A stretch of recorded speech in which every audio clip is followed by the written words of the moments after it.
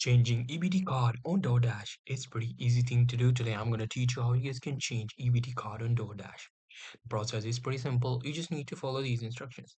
First things first, you need to open up your Doordash, go to your payments section. In the payment section, this is what you will see. These are the pages.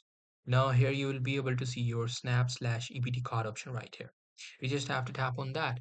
And there you go. If you have already added a previous card, you will be able to see it right here, which you can easily delete.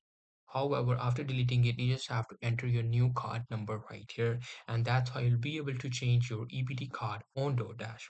However, to shop from EBT card, you have to go to this convenience/grocery section and you will be able to select Dash Pass, Snap, and HSA/FSA. You have to select Snap and you will be able to find all the stores which are giving you stuff on the Snap cards.